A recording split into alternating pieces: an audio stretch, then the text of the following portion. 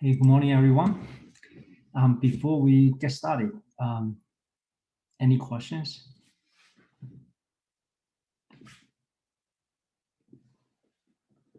No. Nope. Okay, very good. So we're gonna talk about chapter 7 today, and I plan not to give you any more projects, so you can focus on the last four chapters, 6, 7, 8, and also 10, as well as preparing for the actual final exam. And your final is not cumulative, right? Just gonna cover chapter 6 all the way to chapter 10. Right? Everything after the midterm will be on the final. Okay, all right, so let's talk about chapter 7. It's about estimates and sample size. Let me give you a brief summary on everything, from the PowerPoint. So chapter 7. Estimates and sample size. And basically, we're gonna do estimates and sample size for two major categories. First one is for population proportion and P.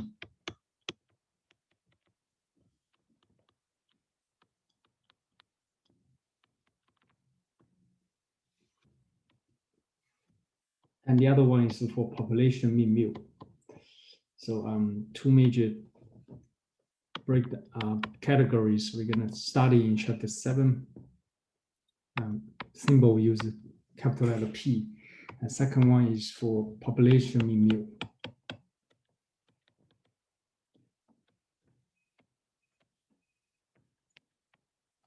Well, basically, we come up with some a systematic method to try to estimate the population mean and the population proportion. And here, proportion, another way of saying proportion is success rate, right?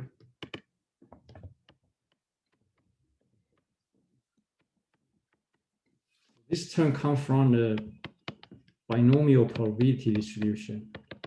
So this is when we talk about population proportion, it's actually derived from the binomial probability distribution. So everything you learn from the chapter 5 will be very useful to apply here. Okay, just a side story, right, on this, but we're gonna go into the details on this binomial probability distribution and how we utilize that to understand the population proportion. So also another important topic you probably already saw in the PowerPoint is called critical values. Okay, so this is like one of the building blocks for us to do the successfully conduct analysis based on the population proportion or population mean. So critical value, there's several names for this, right? You can call critical value, critical z-score. So let's look at how we come up with the critical values. As you can see, there are three common ones, 90%. So it comes from the confidence level, right? 90% confidence level. This is the first one. Second one is 95% confidence level. And also 99%. Those three are the most popular ones applied by those professionals, but the confidence level could be any number. So first of all, let me show you how to just take 90% confidence as example, right? And let's look at how we come up with the critical values step by step. So if you know it's 90% confidence level, so basically you draw the bell curve. That means what we're talking about is the center area here is 90%. So this area is 90%. So the confidence level is always located in the center area of the bell curve. And then we know that total area under the bell curve is 100%. So if the center area occupy 90%, then on both tails, right, on the left tail will be half of the remaining 10%. So it'll be 10% by 2. This one is also 10% by 2. And when you add up those three areas, that becomes 100%. Okay.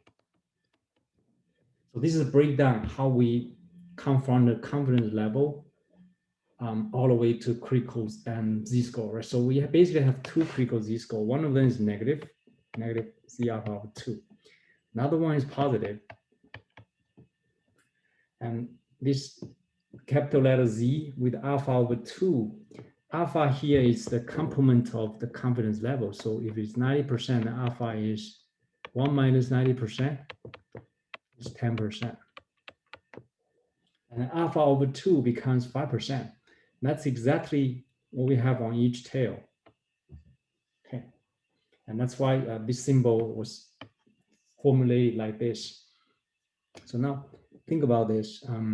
Back in chapter 6, if you want to find out the critical z-score here, we need to know the area, right? Accumulate all the way to the left. So basically, you're going to add 90%, 95% to get area all the way to the left. So if you sum up those two, you get 95%. Okay, and then turn into a decimal number, 0.9500. And this is the area, right? Accumulate all the way to the left for this z-score. So now let's go back to the table A2. So you open the formula sheet and go all the way to the table 2, second page of table A2, because area is bigger than 0.5. So you go down there. Okay, it's right here. Okay. I'm gonna zoom in a little bit. So second page, and you try to find out. So you're gonna find area in the center of the table A2. So right here, if you look at it, this is right in the middle of these two numbers, as you can see, right between 0.9595 and 0.9505, and it's right in the middle of those two numbers. So that means the corresponding z-score must be in the middle of 1.64 and 1.65, right? 1.64, 1.65. And also, if you follow direction arrow here, scroll all the way down to this, you see the area of 0.9500 give us critical z-score of 1.645. Okay. And without calculation, right, you can just follow this. The table provide this piece of information, you can use it. Also, if you look at this on the bottom right-hand corner here, so for any given confidence level, let's say 90%, then the critical value is 1.645. If it is 95%, then it's 1.96. So I'm just showing you both ways, right? One way is just do it step by step and get a critical z-score here. Or you can also quickly look up the common critical values or critical z-score on this tiny little chart right here. So basically, both tables give us same thing. So it will be 1.645. And you go back here. The critical z-score we're looking for here is 1.645. And this is very important thing, right? Very important technique to have for both chapter 7 and 8. By the time we get to chapter 8, we're also gonna need this skill. Okay. This is just one of them. And sometimes the confidence level maybe not, maybe something unusual, right? Let's say if they want 94% confidence. Okay. So for example, 94% confidence level. Since it's not a special number, then we cannot look up on a table A2 quickly, right? So again, we gotta follow the regular procedure step by step. So let's get to that. So again, 94% confidence level, meaning alpha is 1 minus 94%. That's going to be 6%. And that's alpha is area located on both tails. Okay, so that means the center area here, 94%. We know alpha is 6%. So each tail will be half of that. So 6% by 2 on the left tail, and 6% by 2 on the right tail. And each one is 3% apiece. Okay, so get 3% here. And the critical z-score we talking about, it's usually the positive one. So it's this one, alpha over 2.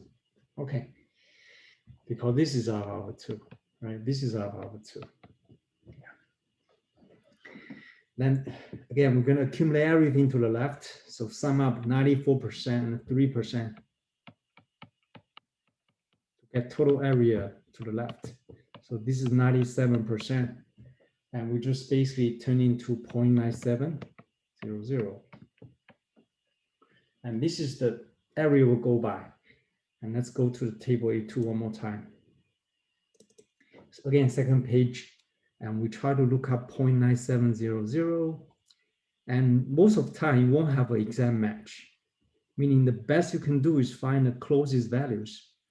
Here, the closest value looks like it's 0.9699, right? That's the closest value we can find. Matter of fact, it's very, very close to 0.9700. And that's the closest one. Now we're going to use that, right? And the corresponding z-score is 1.88, right? So you sum up those two numbers, 1.8 plus 0.08 becomes 1.88. And that is critical z-score we're looking for, a critical critical value. So here, 1.88. Okay, so basically, you follow the same procedure, right? Just draw the bell curve, put a confidence level right in the center area, and get an area on each tail, on the left tail, on the right tail, because it's symmetrical. So the tail, both tails share the same, have the same area. And from there, we'll be able to find out the critical z-score or critical value here. Any question on this? Okay, very good. So important thing, right? Usually you just encounter one of these, right? 90%, 95%, 99%. And again, you can easily look it up here, right? If it is those common critical values, then for 90%, the critical z-score is 1.645. For 95%, it's 1.96. And for 99%, it's 2.575. And that's pretty much what we need, right? But I also show you the general method just in case, you need to dig deeper and you couldn't find it directly from the table. Then you're going to follow this procedure, get the critical z-score. Okay, the next thing, let me talk about this. So under the estimates, we need to do margin error, right? So margin error is one of the important terms. It's the maximum likely difference. Maximum likely difference between the sample proportion p hat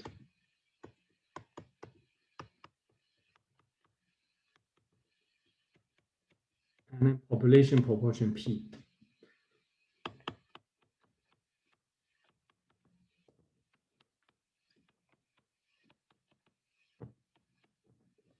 So p hat is from sample, capital letter P is for the population, right? And we try to use the sample proportion to get an estimate about the population proportion. That's the essence behind all these estimates. So basically, the confidence interval comes from the margin error, right? So confidence interval. So we try to come up with the interval, which could contain actual. So it's an interval contains the actual population proportion P.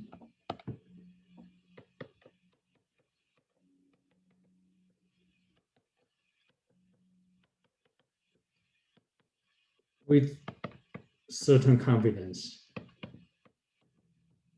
Could be 90%, right? Could be 95%, could be 99%. It could be any designated confidence level you want. It depends on the needs of the research study or like specific requirements from your superior, right? If you participate in a particular research study, then usually your superior or your supervisor will tell you what's a designated confidence level you want. But we basically conduct a study to estimate the population proportion P using an interval, right? So that's why it's called confidence interval. And here the symbol is quite simple. It's basically P hat minus margin error. We call this lower limit. And population proportion P is right in the middle, so P hat plus margin error. And we call this lower limit. This one is called upper limit.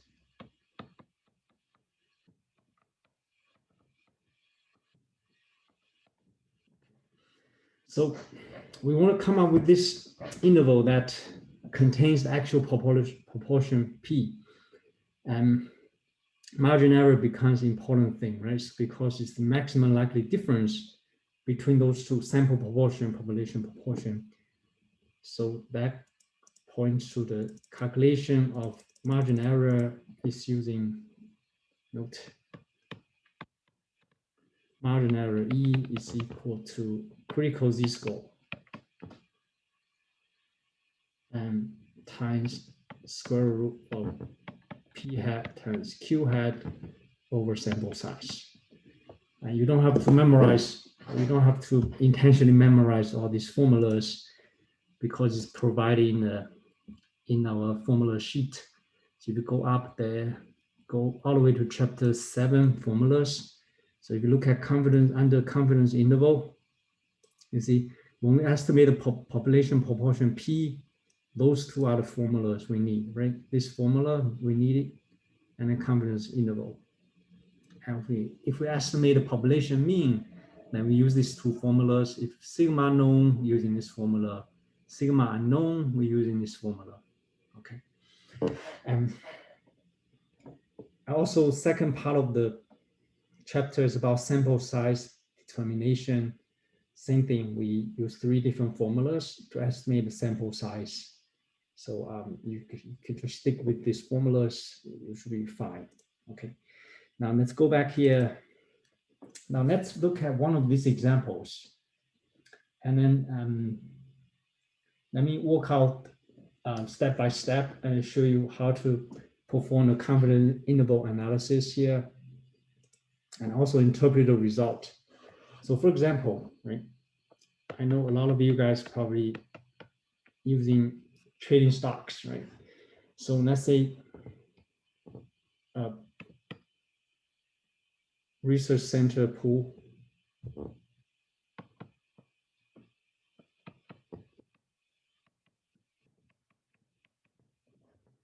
of, let's say 1,200 adults or randomly select adults.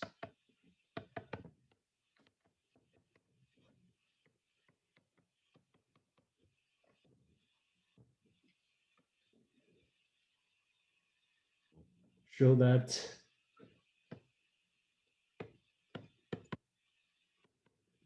let's say 75% of them use Robinhood. Right? Robinhood is one. one of those free trading apps, trading platform. A lot of people, especially young people, use nowadays to trade stocks, to buy and sell stocks. So that's 75% of respondents use Robinhood.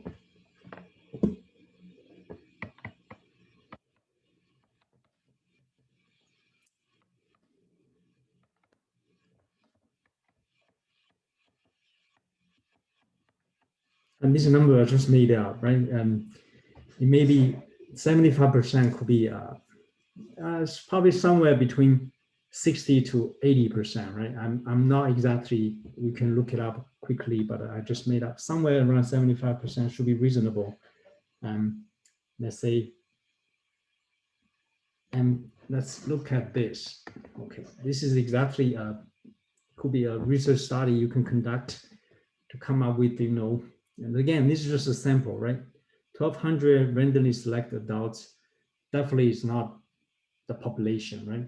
We know that in the US, it's about 150 million adults, right? So this is definitely a small sample out of the entire population. And now, first of all, find the margin error. Find the margin error E.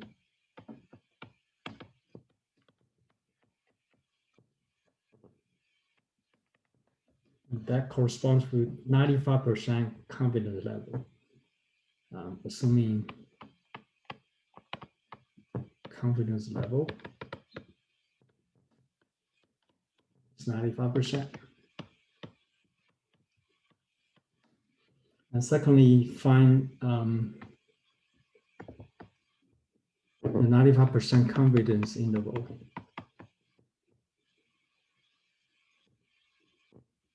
Find 95% confidence interval estimates.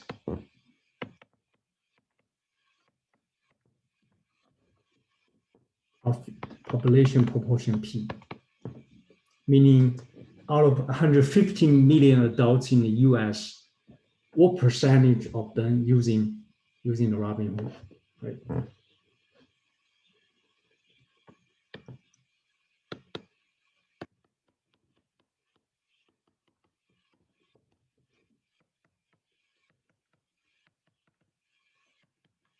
Okay, so we try to use the sample proportion. So this 75% is what we call a sample proportion to estimate the population proportion P. So now assuming, so let's see, so third one is based on the result, based on this confidence interval,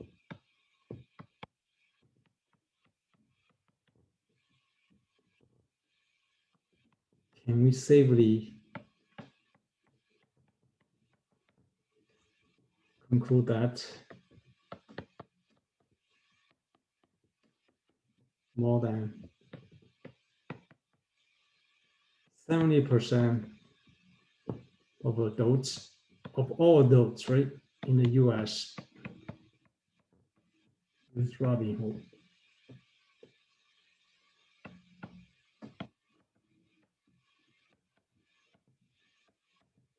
Okay, and then also the last part is, if you are a news reporter, let's say if you work for the newspapers,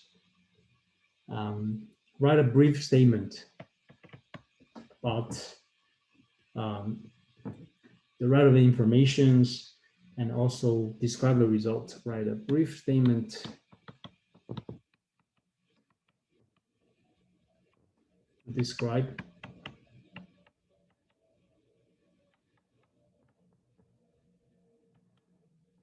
the relevant information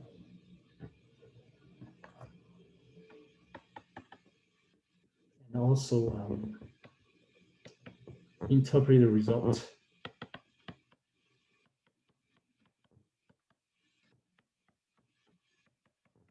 So this could be just a good research study, you come up with. Basically, the information you have is you conduct the survey, right? Any like research companies or research centers, they conduct a survey and then collect the data. And here, think about this. So we have two categories. This is actually a binomial probability distribution. If you think of this way, why does that look like a binomial probability distribution here? If you just look like, remember, when we talk about chapter 5, binomial probability distribution, there are 4 requirements. The first one is a fixed number of trials. Here, if you look at it, actually, we have 1,200 trials, right? So this 1,200 is what we call the fixed number of trials. So n equal 1,200. And also we have a couple other things we point out.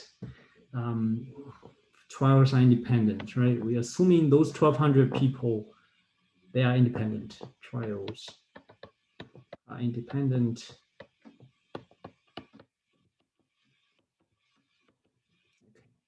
Third statement is outcomes in 2 categories. So if you conduct this particular survey, outcomes in 2 categories. You're either talking about use Robinhood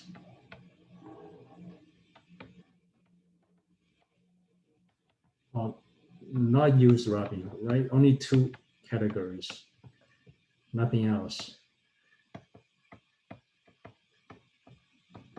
And then we usually would consider use Robinhood as a success event and not using the Robinhood as a failure event. Remember, we're talking about this success or failure neutral term. It doesn't mean you are using the Robinhood, it's a good thing or it's a bad thing. It's neutral. You can use it or you do not have to use it. So this success and failure is just a symbolic term, right? It doesn't mean it's a good thing or bad thing. Okay, so outcomes in 2 categories.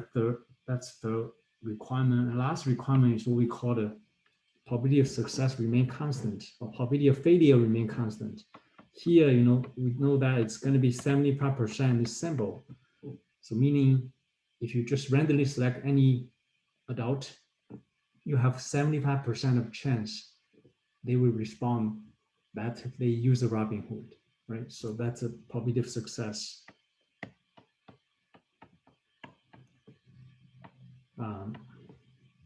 Remain constant. And this is 4 requirement needed to be considered as a binomial probability distribution. And also, remember NP greater 5 than 5, NQ greater than 5. This is what we need in order to, all these requirements, this fit the requirement. So 1,200 times 75% will be 800. So meaning in this particular case, 800 of them, 800 successes, right? 800 of them use Robinhood, 400 of them do not use Robinhood. Okay, so 800 respondents use Robinhood, and 400 do not use it. So they are both greater than 5. That means we apply this, then we can perform this analysis. So this is all the pre-existing condition you need to check before we can apply the formula and move forward.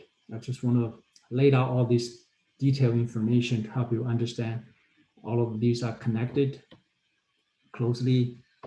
So you appreciate a little bit more about this. Right? And this is very useful tools, even when you start your career, statistical analysis is used everywhere, right? So it's very useful. Now, let's get back to our question. So we check all these pre-existing informations, about this condition. Now we can move on to analysis part. So first of all, we need to find out margin error. And assuming the confidence level is 95%. So this means that we know that critical z-score is 95%, give us critical z-score is 1.96. How do we know that so quickly? Again, you look it up on the table A2. Second page of table A2, and you'll be able to find that very easily. Okay, just scroll down a little bit, go down to the bottom of the right-hand corner of table A2, second page. Then we see 95% give us corresponding critical value or critical z-score of 1.96. So this is important step. Now, once we know this, and let's see here, this 75% is what we call p-hat, right? It's sample proportion, or you can say sample success rate. And then we also know sample size is 1200. Okay. In a given sample, under the binomial probability distribution, if the success rate is 75%, then the failure rate will be the complement. It's going to be 25%. So now here, let's list all the given, all the information we know from the question. So here, sample size 1200, critical z-score according to confidence level is 1.96. Sample proportion, meaning sample success rate. Within that 1200 sample, 75% of them use Robinhood. So this sample success rate, 75%. If you turn into decimal, 0.75. And Q hat is sample failure rate, right? So it's going to be 1 minus P hat. They are complement. So it's 1 minus 0.7, give us 0.25. Right. So once we have all these four pieces of information, the margin error equal to critical z-score times square root of P hat times Q hat over sample size. Again, you don't have to, let me point out one more time. You can easily look it up from the table, from the formula sheet, right? From chapter 7 formulas, it's right here. Okay. As soon as you understand what we deal with, right? We're talking about a proportion here, or success rate here. So that's why we use that. Later on, when we talk about this, population mean, then we're going to use these formulas. Okay. So make sure you'll be able to distinguish two different type of problems we encounter. So this is 1.96 multiplied by square root of 0.75 and 0.25 over sample size 1200. Okay. Also, I'm going to show you how to do this in Excel. Okay. Excel program.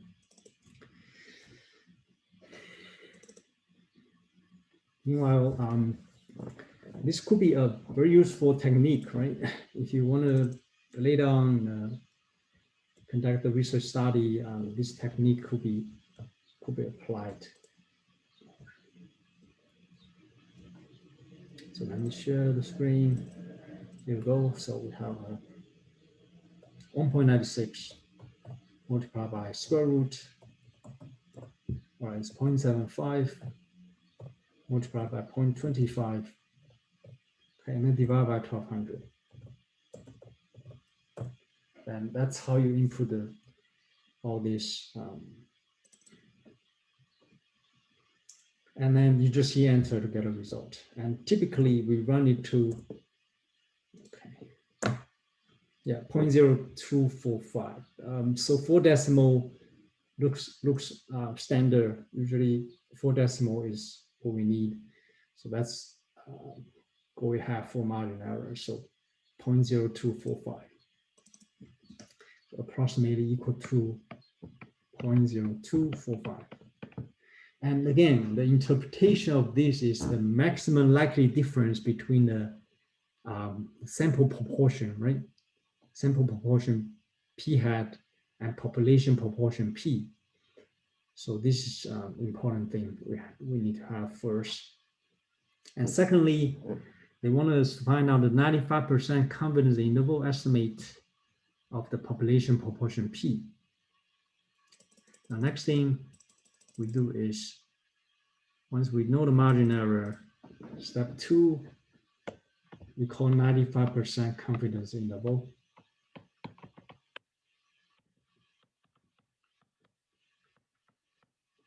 So we basically set up the interval. So it's P hat minus margin error, and then P hat plus margin error. So once you check all those 5 conditions, and we'll be able to set up the confidence interval using this particular setting. That's why these pre-existing conditions are very important. So we need to double check that first before we can jump into the calculation part. So now we know P hat, it's 0.75, right? It's given in the question, so no need to calculate that. I'll just calculate the margin error. So all you have to do is plug in those 2 numbers. So this is 0.75 minus 0.0245. We call this lower limit. The upper limit is 0.75, adding 0.0245. Okay. And next thing is just simplify this. So 0.75 minus 0.0245, that's going to be 0.7255. And this adding most is 0.7745. Okay. And if you want to turn into percentage, you can do that. So this is 72.55%, 77.45%. Okay. So basically successfully conducted 95% confidence interval. You can also write it as interval notation. So 0.7255 or 0.7745. So this is one way to write it. This is the second thing. You can also write it as P hat plus minus margin error. So 0.75 plus minus 0.0245. Theoretically, you have 3 different ways of writing this, but those 2 are easier to interpret, right? Using the interval notation, using an inequality. But this is also useful because you know both P hat and margin error at the same time. Okay. So that's just, you can write in either one of this form, right? They are equally good. So just when you understand, you can, but you need to know how to convert back and forth, right? Let's say if you given one of the form, can you go back to the other ones? So that's important thing. And then now let's take a look at this. The third one is based on the result, right? So we come out with the result. Can we safely conclude that more than 70% of all adults use Robinhood? Anybody want to answer this? So basically we conduct analysis, come up with the result, but how do we utilize the result to come up with this important conclusion or important guidance, for us to go by, right? That's more of application part, right? So anybody have any one of you guys have any idea? How do we answer part C? Can we safely conclude that more than 70% of all adults use Robinhood?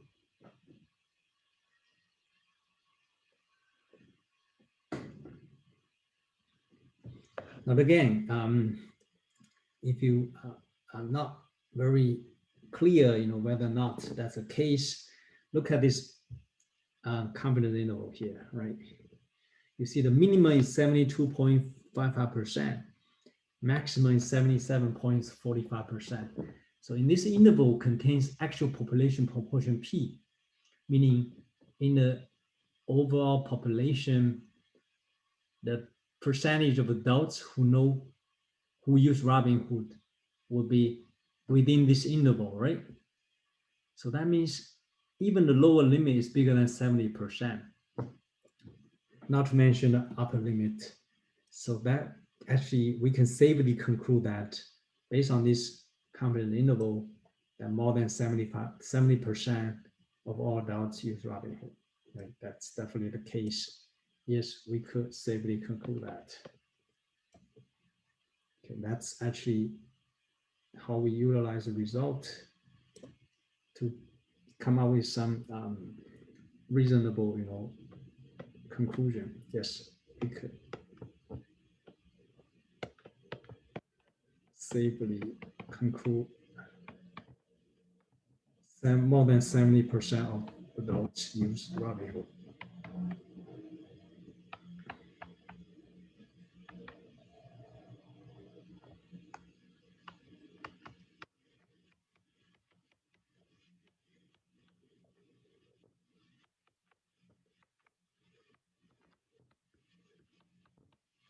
Okay. And so this is part C. Part D, let's say if you are a reporter, right, you want to write a brief statement to inform the general public about this, your research study. So how would you write the relevant information, interpret the results? So basically we just focus on this, confidence interval here, right? Use a different color quickly, really quickly.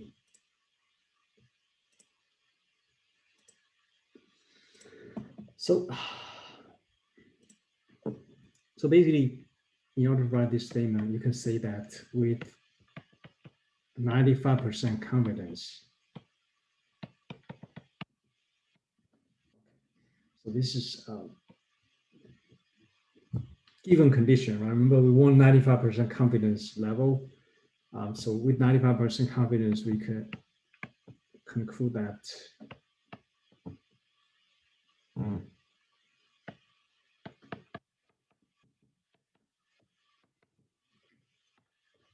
the actual population proportion P, the actual proportion of adults in the US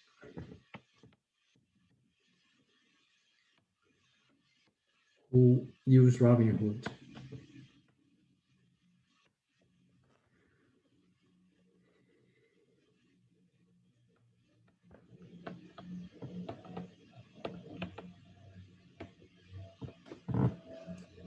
will be between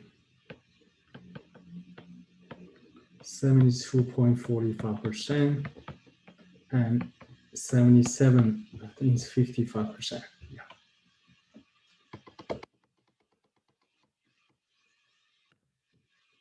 72.55% and 77.45%.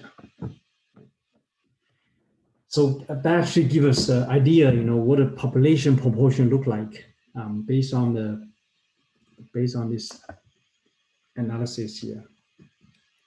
So that's basically a complete analysis on the confidence interval. Any question on this?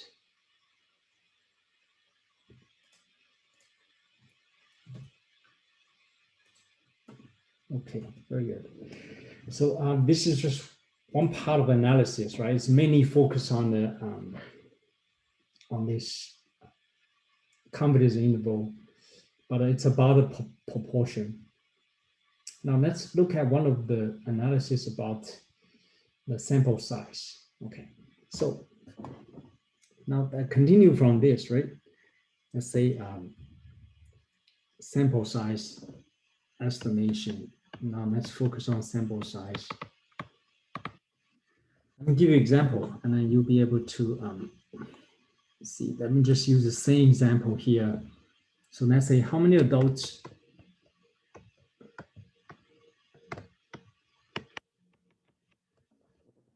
must be surveyed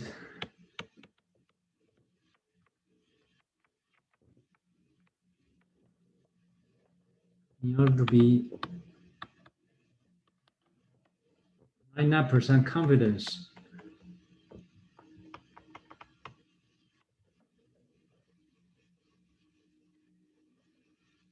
that a sample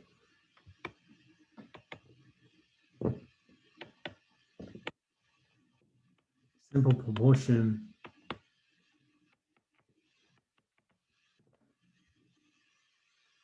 p hat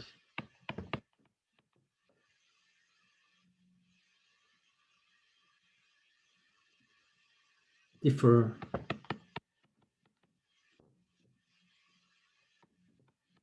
from the population proportion p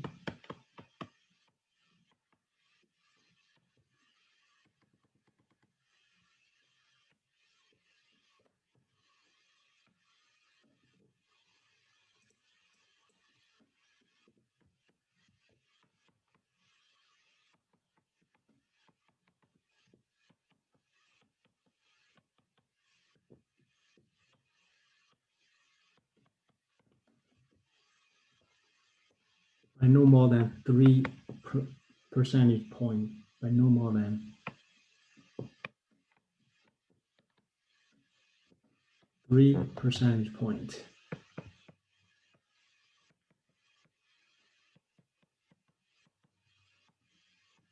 With respect to Robinhood case, right? With respect to Robinhood case. So now it's continuation from the previous problem with respect to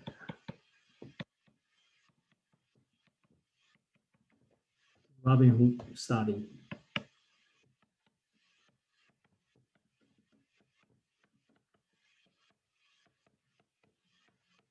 So now here definitely we're talking about how many adults, right? So we are trying to estimating the sample size. Estimate sample size. So we know that the bigger the sample size, the better the result is. But sometimes you have a resource constraint. Let's say you only have certain amount of money, or you only have a certain amount of stuff you can focus, you can spare to focus on a research study. So then you have to make sure your research study achieve the goal, but within the budget, let's say. So basically, this is one of the case that you want to make sure your money is well spent, and then you reach the result you want to achieve, right? So here, 99% confidence. So from here, we know that we have the critical z-score, right? So 99% confidence tells us critical z-score is 2.575. Again, you can look up from the table A2, right? Quickly look up that. And here, the sample proportion, this sentence, sample proportion differ from the population proportion by no more than 3 percentage points. What does this sound like? Okay. Any idea? What does this sound like?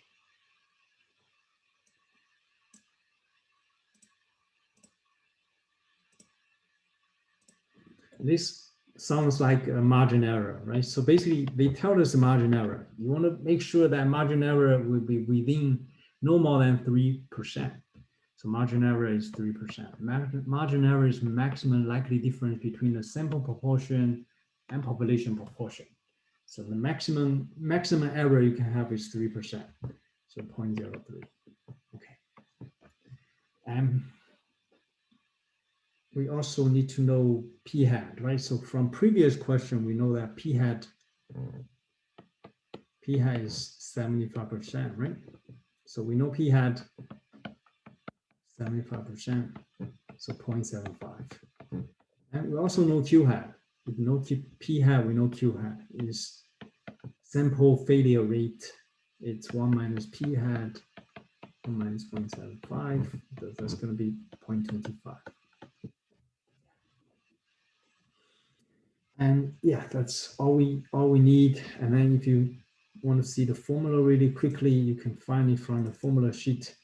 If you go down here, sample size determination, you see that we use this formula. So sample size equal to critical z-score times population standard deviation. No, critical z-score square times p hat times q hat over margin error square. Right.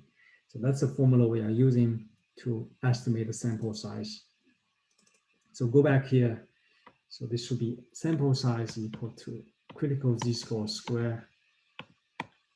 We already have that, times p hat times q hat over margin error square. So all of this are known, right? So all we have to do is just put into the formula and then get a result. So this is going to be 2.575 square times 0.75 times 0.25 and dividing by margin error, which is 0.03 square. Okay. And again, let's use Excel to find the result. So here, we're going to put a numerator in the parentheses. So 2.575 square that times 0.75 times 0.25.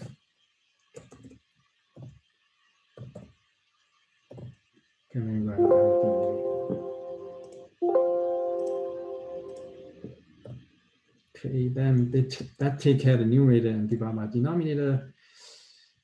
If you want, you can put in the parentheses 0.03, square that. Okay. As you can see, we're probably going to end up with a decimal number. It is a decimal number, so it's 1381.38. 1381.38.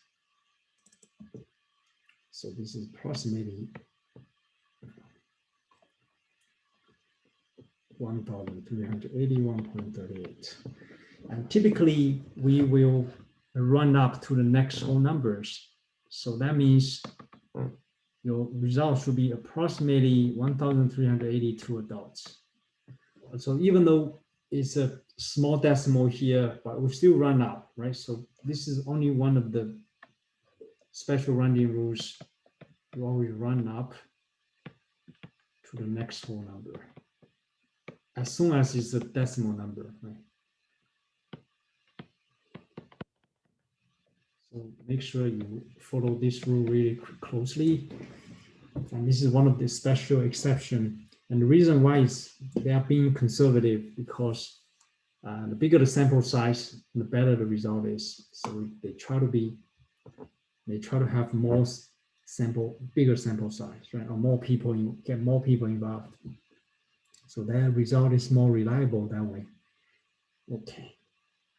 So that's basically how you will estimate the sample size with the desired, confidence, a desired margin error you come up with. Okay. Do you have any question on this one?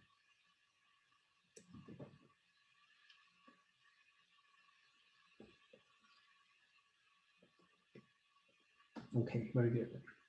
Now let's look at second part of it, right? So this is just one part. It's mainly about the population proportion P. Also, we need to know the second one is population mean mu.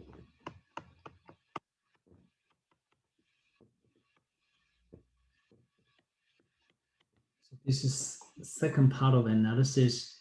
It's very similar to the previous one. So let's get to that. Okay.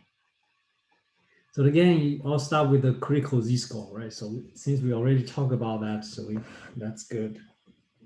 And there are two different scenarios here. It derived from two different scenarios. Sigma is known. Sigma is unknown. So meaning if the population standard deviation is known, then we use a margin error formula becomes critical z-score times population standard deviation over square root sample size. And then if sigma is unknown, then margin error becomes critical z-score. And then if sigma is not unknown, we can only find out sample standard deviation over square root sample size. Okay. So that's a major difference, right? We have two different outcomes here based on this sigma, given information, the sigma. And basically, it's very similar procedure. So start with the margin error based on this, whether the sigma is given or not given. Then from there, we come up with a confidence interval.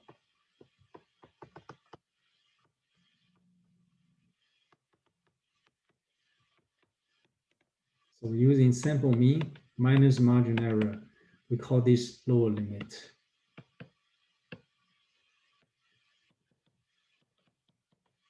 And then also sample mean plus margin error. And this is what we call the upper limit.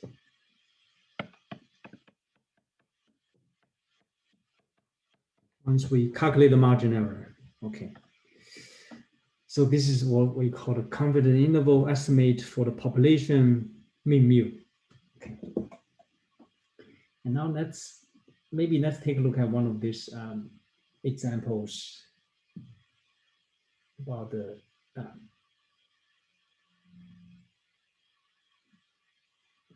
okay.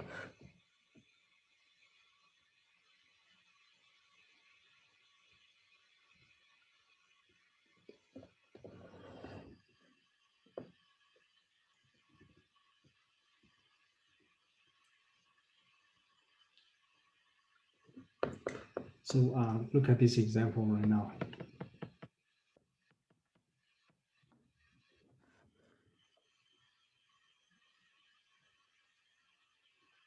So a common claim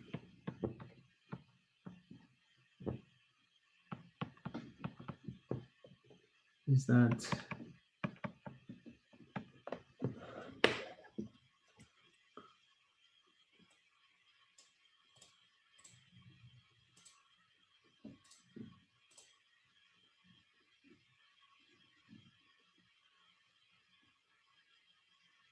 okay, maybe let me do this. Let me use this example. Okay.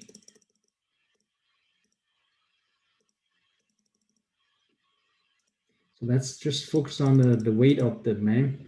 Okay, let's see. Use the weights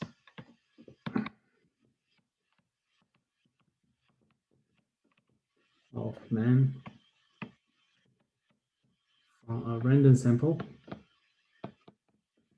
So to come up with a random sample, right, survey a certain amount of men, and we obtain the following piece of information. Obtain this.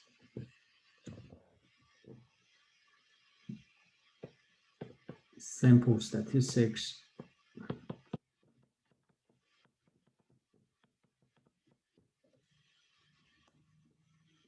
From a simple random sample.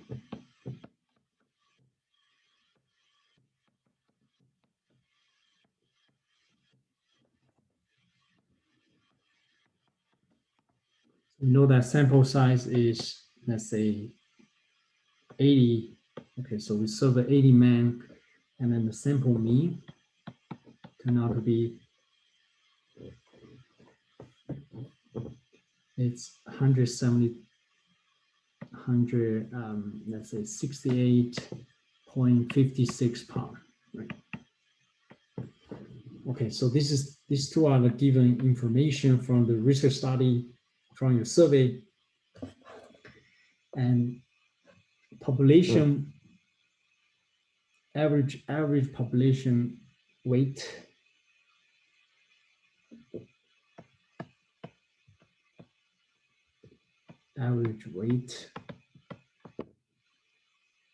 of the population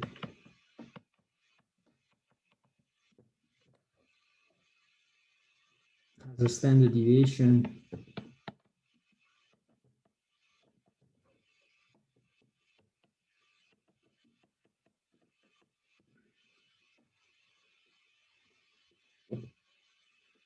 given by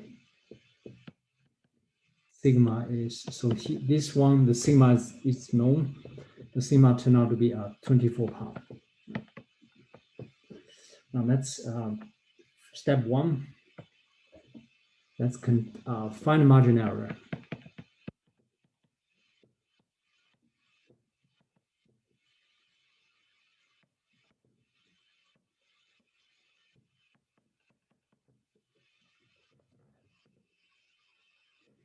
And second step is let's find the construct a 90% confidence interval. 90% confidence interval, estimate of population mean mu.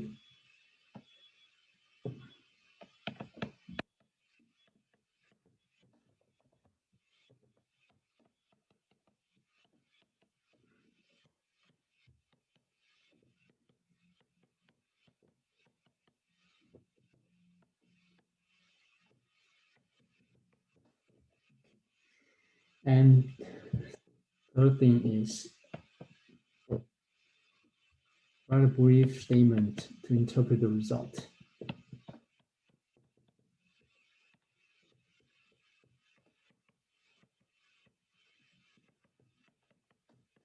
Interpret result. Okay, so still, it's pretty standard procedure here. First of all, find the margin error. So we know a couple things. Sample size is given, sample mean is given, and once you survey enough, conduct a survey, you can easily find those pieces of information from your. So we just apply the formula, right? Find the mean, find the standard deviation. A lot of things you can do since we already get this far, right? In chapter 3, we learn how to calculate the mean, standard deviation. Those techniques you can all apply here. So now we know that confidence level should be 90%, right? Assuming confidence level 90%.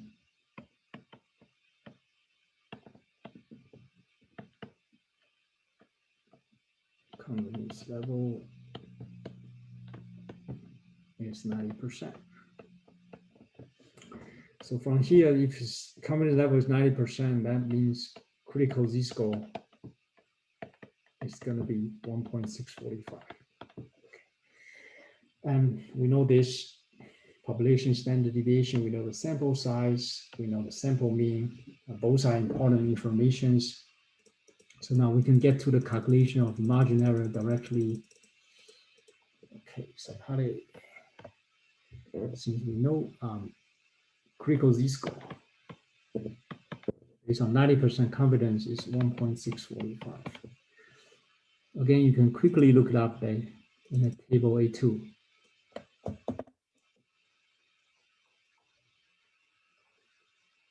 Yep, 90%, it's 1.645. So we know that. Yeah. Okay, then we know the population standard deviation, that's 24, right? We also know the sample size, it's 80, right? We survey 80 adults. Okay. And once all of those are known, then you can find the margin error really quickly. Again, population standard deviation is given, so we apply this formula times population standard deviation over square root of sample size. Again, you don't have to memorize this. You can quickly look it up on the formula sheet here. Okay, this is the formula we are using here, right? Sigma unknown. Okay. And go back. All right, so now let's plug in all the numbers. So this is 1.645 times 24 over square root of 80. Okay. And let's see. Let's use the Excel to get the work done. So we have a 1.645 times 24 divided by square root of 80. Okay. Now, once you input properly, you enter to get this. So let's run it to, let's say, 3 decimal place, right? So it's 4.414. So that's margin error, 4.414.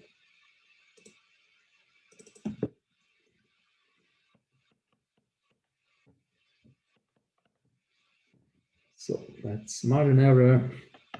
So we complete the first step, margin error. Second step, and let's construct the 90% confidence interval.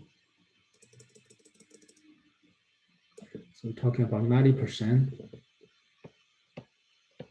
confidence interval.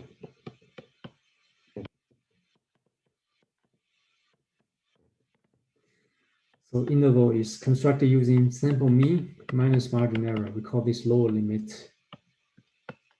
Sample mean plus margin error. We know sample mean on the question. It's 168.56. So 168.56. Yeah.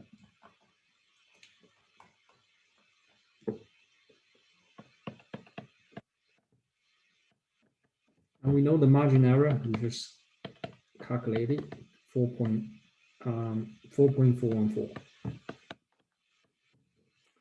Now we just have to replace those two variables with a given number. So 168.56 minus 4.414. Upper limit is 168.56, adding 4.414. And again, they'll put into the Excel or calculator, get the result. 4.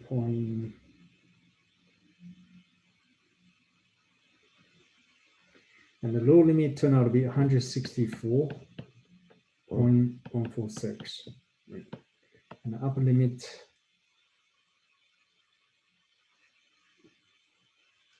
it's 172.974. And then again, if you want to put in unit, it's pounds, right? Okay. So this is what we call the confidence interval. 90% confidence interval. You can also write it as 164.146, comma 172.974. Either way you want to write it. Okay. And now the third step, we try to interpret the result. Right now, write a brief statement to interpret the result.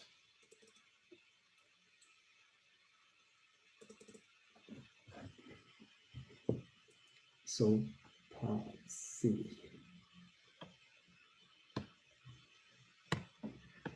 So with the 90% confidence,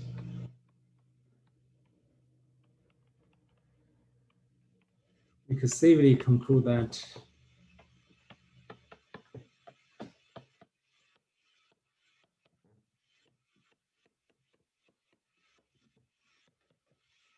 the actual average weight for all men, the actual average weight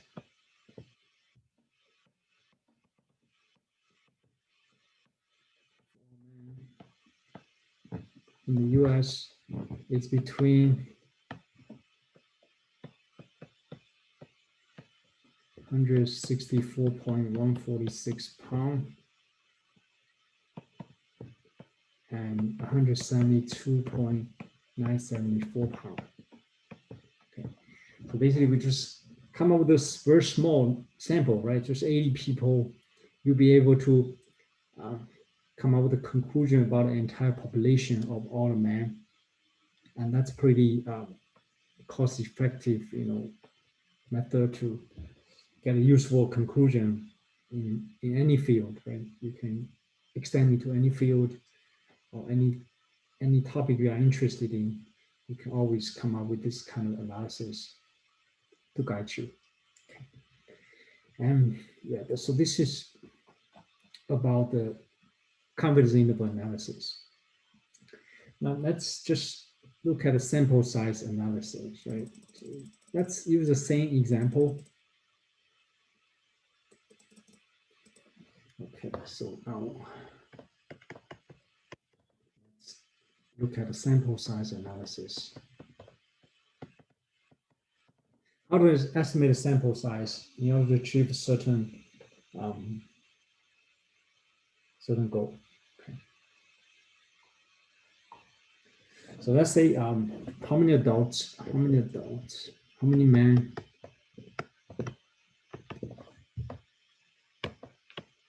should be surveyed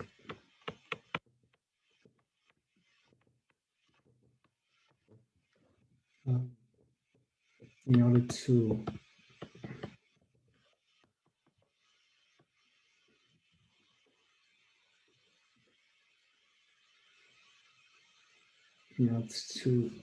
make sure that the sample mean x bar is within 3 base point.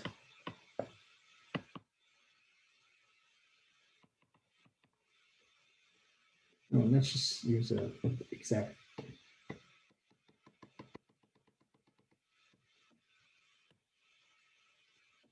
Within 3 pound of the population mean.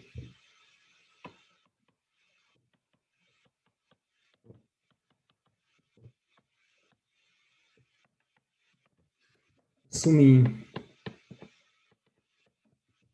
95% confidence level, and sigma is still 24 pounds. So definitely this is about estimating the sample size from the keyword. We want to figure out how many men is required, right, in order to successfully conduct this research study. So sample size, we estimate that. And here we know a couple things. First of all, is the confidence level, 95%. That being said, we know the critical z-score must be 1.96. We also know the sigma, 24. From this sentence, the sample mean is within 3 pounds of the population mean mu. So this is what we call the margin error, 3. Okay. So now once you know all of this, then we need to calculate the sample size. Then you use this formula. Go back here, you see this is the formula we are using to estimate the sample size. So go back. So we open the square bracket, critical z-score times population standard deviation over margin error, and square it afterwards. So this is going to be 1.96 times 24 divided by 3, and square it afterwards. Now again, let's use Excel, get the result. So this should be open parentheses 1.96 times 24 divided by 3, and then square it afterwards. And that will give us the result. So this is about 245.8624. Okay. 245.8624. 245.8624. And again, we have infinitely many decimal places, but the rounding rule is we always round up to next whole number. So the sample size we need is 246. So that means we need to survey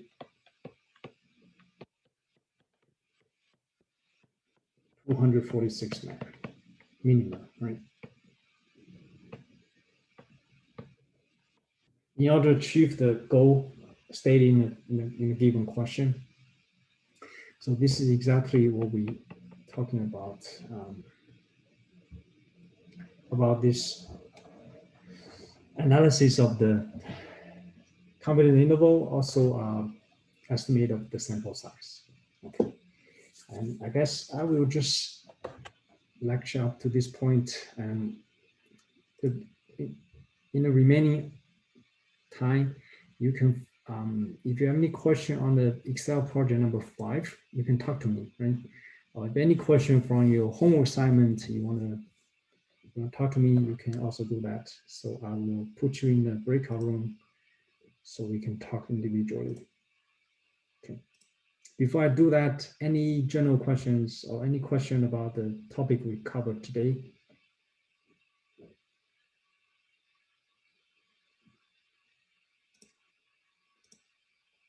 All right.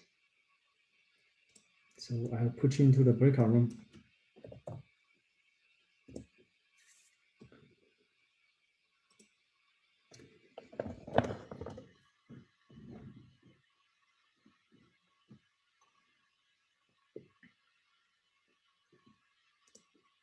Morning, Kiara.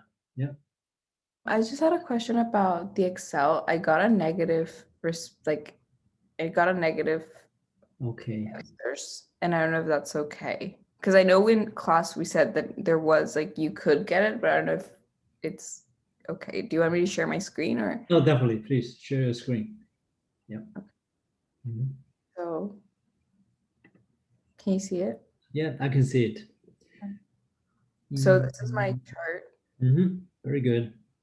And then I got this negative, and then my correlation coefficient is also negative.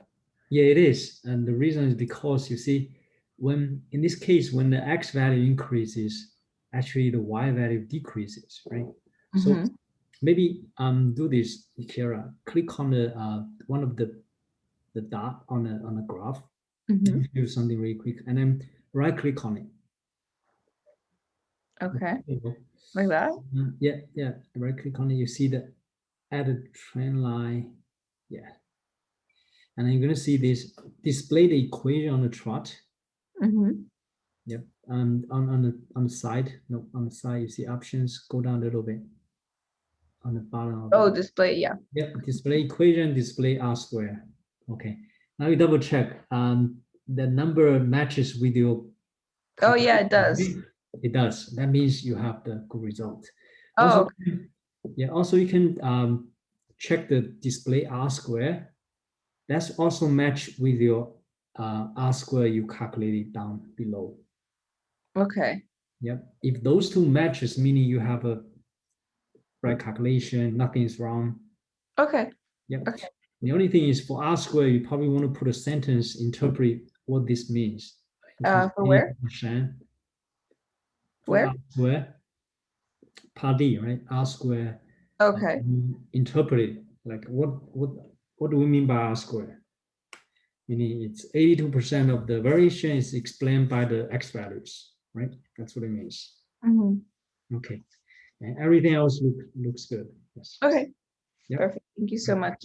No problem. Okay.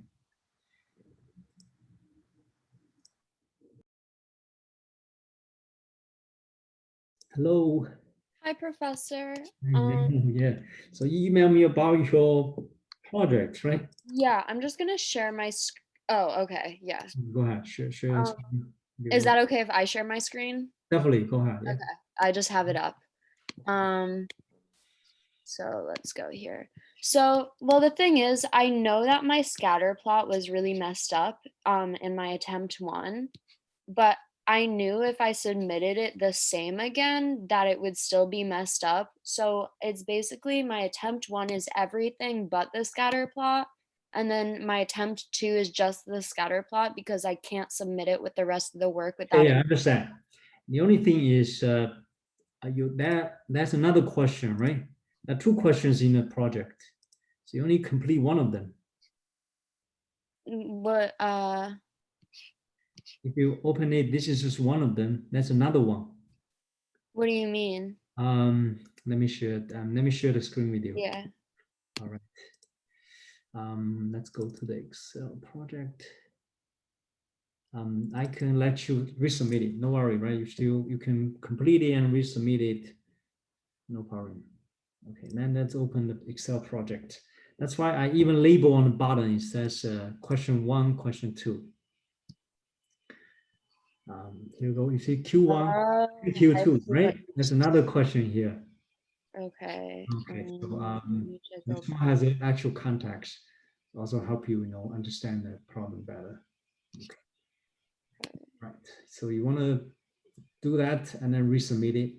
I can. Yeah. I already give 3 chances to submit it. Thank you. And can I actually have help with a homework thing? Definitely. Yeah. Okay, let me share my screen now. Okay.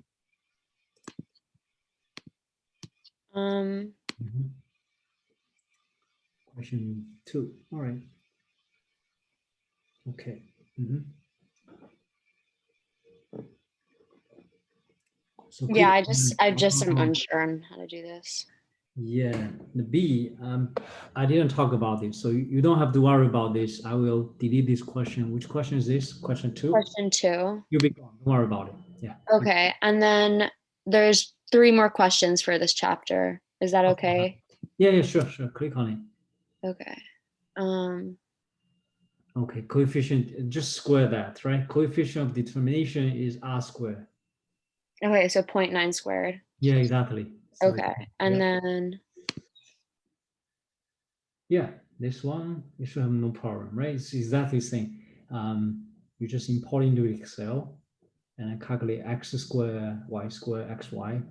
I thought I did that, but I think it was wrong. Okay, so import into Excel, do it one more time, and I can get you through. Okay. Question 2 should be deleted.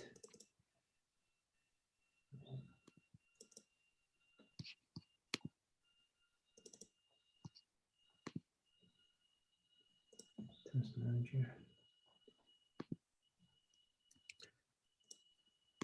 Okay. Okay.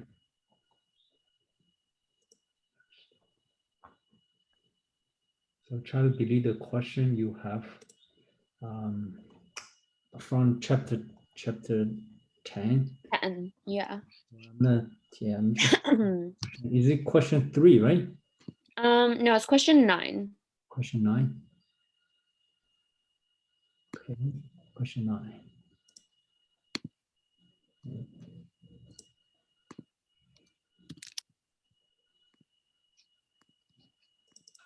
Oh, okay. Chapter 9. No question. Question 9. Yeah, right. And did you import it into the Excel? Yeah. Can you see my screen still? Give me 1 second. I try to delete the question on that 2 part. I think it's question 2, right? The question. Yeah, question 2 is the one that. Okay, I'll remove it. Let me remove it really quickly. Okay, so now, yeah, you can share your screen. Yeah, okay, so I can see your screen. So you import x and y, and then calculate the x squared, y squared, and x times y. Okay. Do you mind sharing your screen? Yeah, definitely. I can share my screen. Okay. Thank you. Let me go to your account. 1 second. Right, here we go. It's question 9. Okay.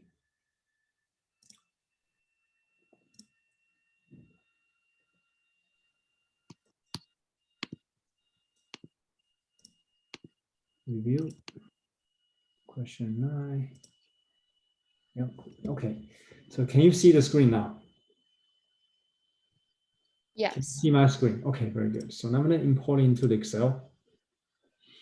Can open it. I still need to calculate the B0, B1 from there.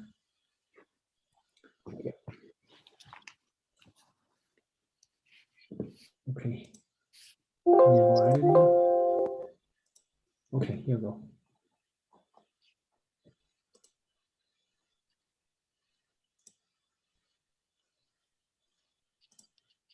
I'm sure. Here we go. Can you see the screen? Yes. Okay, very good. So we need 3 things, this and that. Okay. So those 3 are all what we need in order to proceed. So I'm going to just format it really quickly. Center that. Put in all borders. So maybe just trim me a little bit. Stay closer.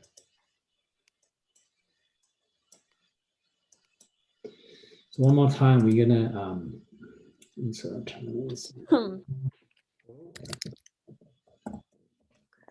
Okay, so now let's calculate x times y.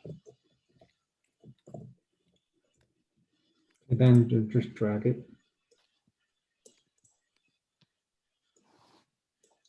And then let's calculate x squared. So squared x. Or maybe do this. Try this yourself, right? Complete the table Yeah. really quickly. And then I I come did back this. to it. Hmm? I You did it this already. part. You did it already. Okay. Yeah, I just don't know where to go from there. Okay, and then square this. Okay. Now add up the x values. Do auto sum. Get that. This is sum of the y values. Sum of the xy. Sum of the x square. Sum of the y square.